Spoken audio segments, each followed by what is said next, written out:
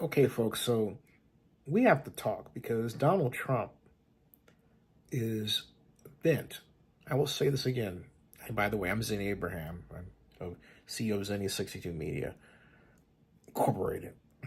Donald Trump is bent on destroying America. There's no question about it. Have you read the headlines coming out of Moscow? The scene over there is one of jubilation in the Kremlin because they believe that for the first time things are going their way. Trump has arranged it so that Russia and the Ukraine will sit down and have bilateral negotiations with no other countries involved. And Ukrainian president says that we're seeing the end of United States automatic assistance to Europe, blowing a relationship hardened in World War II and strengthened during the Cold War through today. Now we have Donald Trump not threatening to blow it, he's blowing it, okay? He's outright blowing it for his friend Vladimir Putin. He's laying out the red carpet for him, and we're letting him. And while he works on his plans for a stronger Russia, he distracts us by literally destroying the federal government by having us pay attention to, it's COVID-19 mandates that have to be, these COVID-19 mandates have to be scrapped. And if you follow the COVID-19 mandates, we're not going to give you federal funding. When in point of fact, guess what? The COVID-19 mandates are actually brought to an end in 2023, 2 years ago. That's when the COVID-19 mandates ended. But Trump wants you to believe, oh no, they're still very much alive and with us, mainly because he's playing a trick. Think of the number of executive orders that President Trump has filed that have had a tremendous legal weakness, weren't clearly thought through, and yet come out like he's passing out candy to kids. He is not only trying to destabilize the government, he's trying to keep us looking at so many things that we can't focus on the main thing that he's doing, and that's strengthening Russia. He put in someone, Tulsi Gabbard, who is known for pushing out Kremlin talking points. And to think I came close to backing her for president because she granted me an interview was nice to me. That's not a good reason. Okay? She was running for president when she was a Democrat. That's not a good reason. I believe she still is a Democrat. I can't tell. It's not a good reason. It's not a good reason on my part. I love my country. And as far as I'm concerned, being a true Democrat is loving the institutions of the United States. You understand the political forces at play that gave rise to, for example, the USAID. You understand that. You understand why we have a system that assures equal employment. Millions of people in the United States, generations of people in the United States fought for the legislation that created these institutions, the Department of Education, Social Security, and even the Department of Defense. Donald Trump is not able, just by executive order, to alter the country. But the way he writes the executive orders and the way they're reported, it makes you think he's on his way to doing that. You have to look carefully. Because by their nature, presidential executive orders cannot override federal mandates. Presidential executive orders cannot override congressional law. Presidential executive orders can be overridden by Congress. That's all these are, executive orders. Okay? Donald Trump wants to play executive order and make you think that he's king. Donald Trump is not king. We live in a democracy. But Donald Trump is doing all of this to pay off his Russian business people. Why? And this is my personal assertion based on years of study of Donald Trump. Why?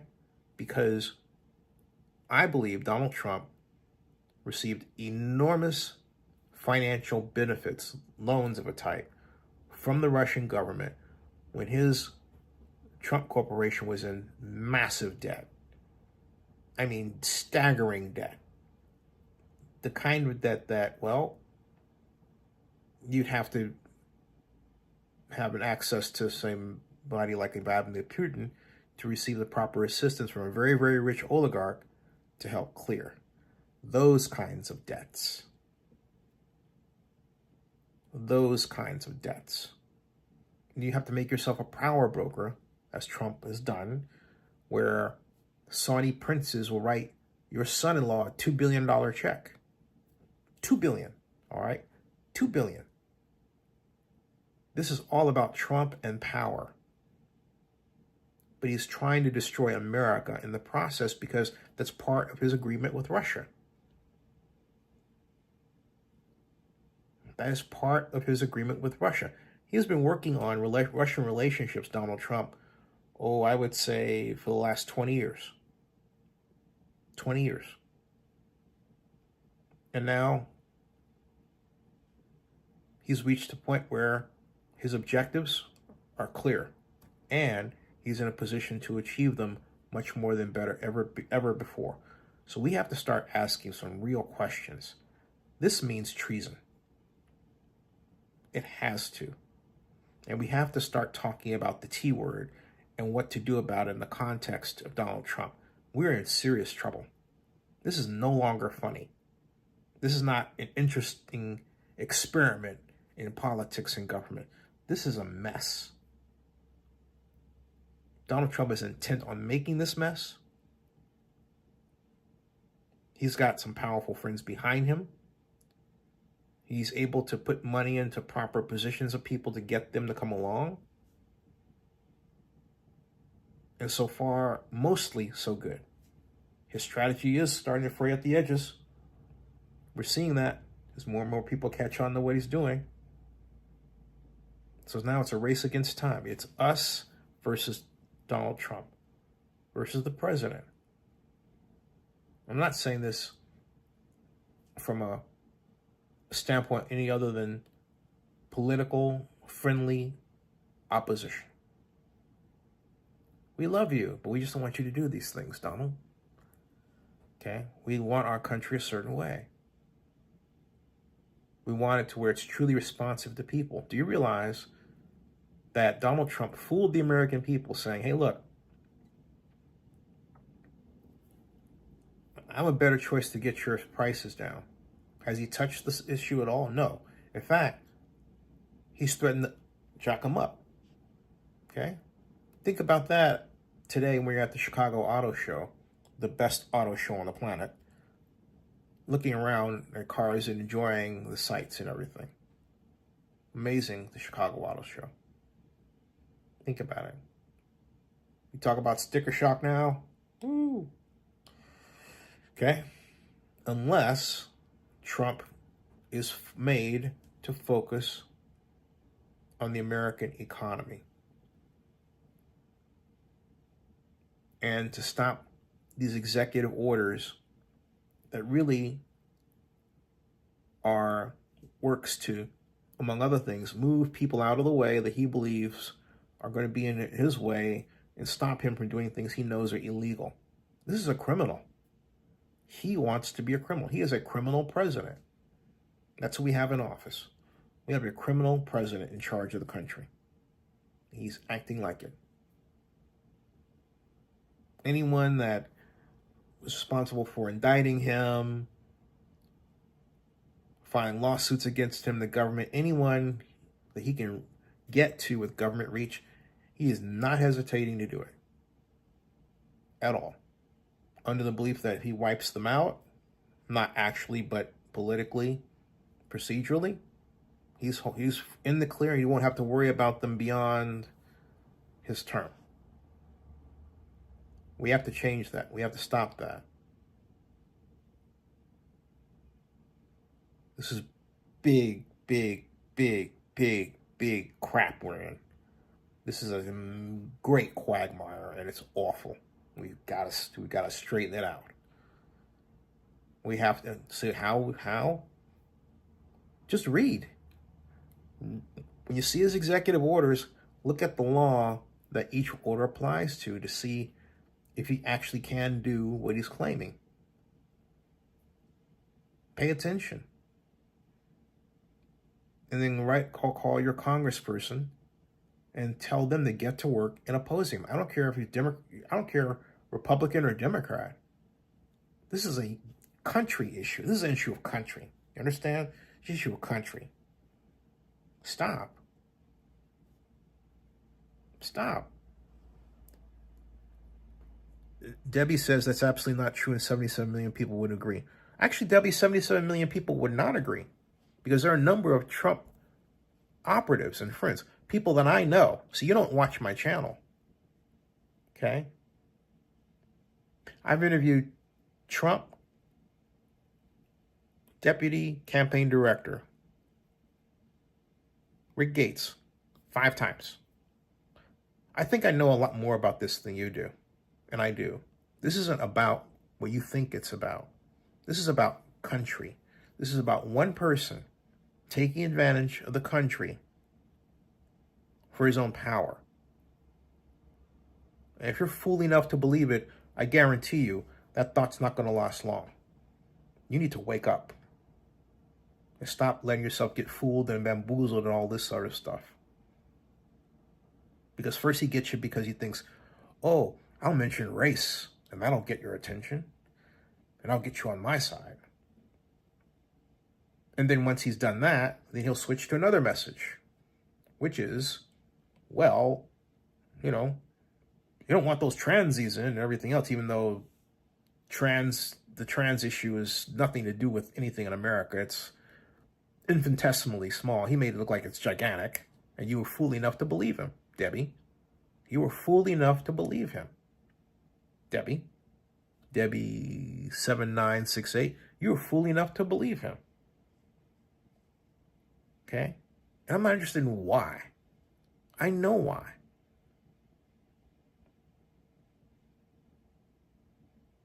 It's harder for people to get the jobs they need. It's harder for people to make ends meet.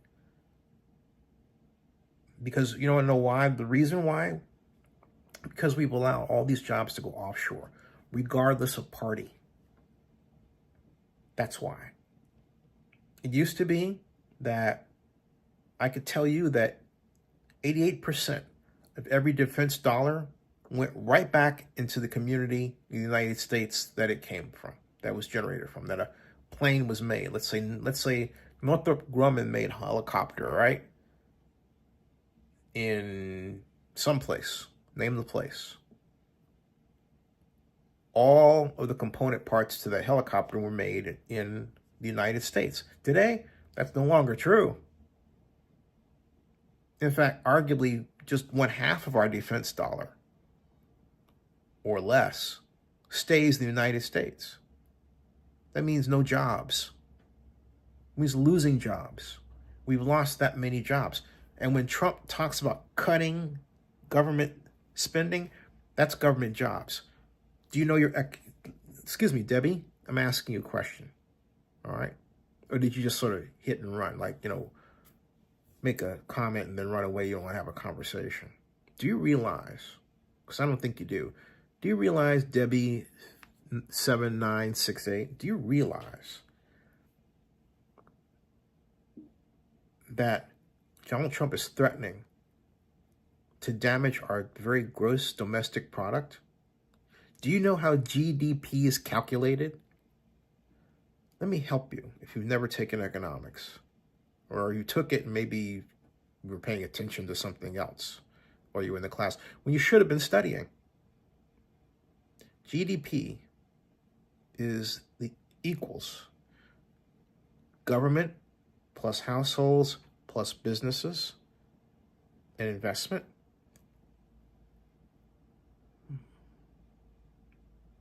plus exports. Okay? Net exports. So you have to take the imports out. That's the equation. Government is government spending. What is government spending but jobs? At the end of the day, behind every dollar of government spending, someone's getting employed to do something. That is a fact. You need to understand that. You need to understand how your country works, because you don't. And you're allowing it to be destroyed. We have a country, an economic system that works like a finely tuned watch. This guy is screwing it up so it won't work well at all. You got baby Huey in the lighthouse playing around. This is not a Republican versus Democratic issue. This is a country issue. You understand? This is a country issue. You need to focus on that. This is a country issue. If you love your country, you don't let any one person take it over like that. That's wrong. This is a country issue.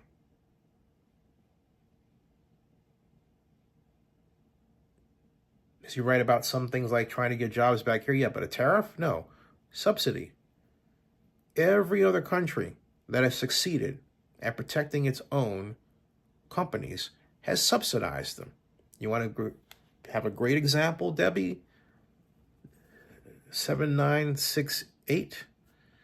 Almost sounds like Ginny 568790305. But anyway, you know what it sounds like? You want to know where I should tell you to go to find out more information? I will tell you to go to find out more information. Find out about what's called the Ministry of International Trade and Industry, an organization that I had the opportunity to visit in Japan in 1987. The organization responsible for the Japanese miracle, as it was called, of its domination of the United States automobile industry during the late 70s, 80s, 90s, and arguably now through today. Same with steel. The country that almost single-handedly, Japan, wrecked the American steel system and industry. And we allowed it. What did they do? By subsidizing their firms, they allowed those firms to make steel at below the cost of production. Why? They're being subsidized. Did we do anything like that? Nope. Can we? Yeah. Oh, yeah. We can. Do we? No. Because under this silly idea that there's this free market, that's garbage. Stuff you learned in school from somebody that actually never ran a business because they never had to really deal with government in business.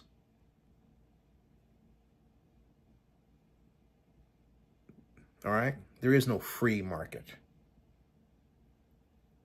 The market consists of governments that control the market, businesses that play within it, and whenever something needs to be changed, if the business owners have the right political pull, they can get it done. Otherwise, they're left to other special interests formed by you and me, not somebody else.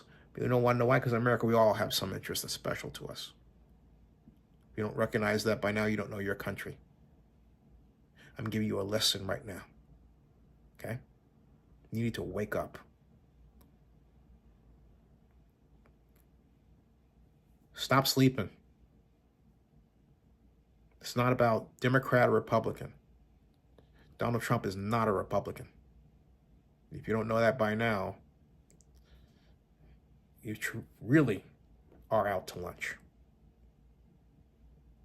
Subscribe to Zennie62 on YouTube and bookmark ZennieReport.com. See you.